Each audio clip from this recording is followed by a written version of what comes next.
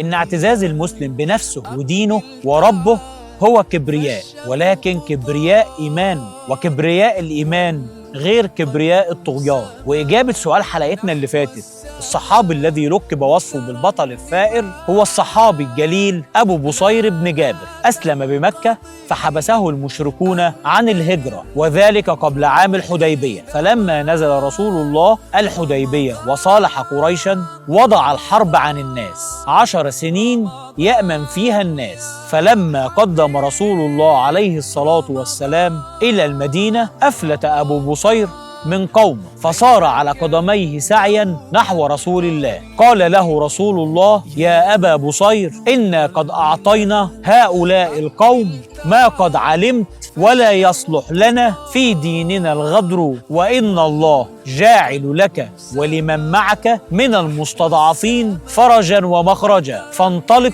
إلى قومك. فقال: يا رسول الله، أتردني إلى المشركين فيفتونني في ديني؟ فكررها إليه مرة أخرى رسول الله. كان غيورا على دينه. خرج أبو بصير حتى نزل منطقة العيص من ناحية ذي المروة على ساحل البحر بطريق قريش التي كانوا يأخذون طريقها إلى الشام. وبلغ المسلمين الذين كانوا احتبسوا بمكة وخرجوا إليه، واجتمع معهم 70 رجلا، وضيقوا على قريش القتال، حتى كتبت قريش إلى رسول الله تسأله التوقف. قال ابن الجوزي: فكتب النبي عليه السلام إلى أبو بصير أن يقدم عليه مع أصحابه، فجاءه الكتاب وهو يموت، فجعل رضي الله عنه يقرأه ويقبله ويضعه على عينيه، فمات وهو في يديه. وكل حلقة بيكون لينا سؤال،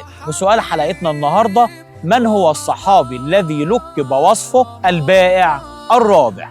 أقاويل قبل الفطار، وكل سنة وانتم طيبين.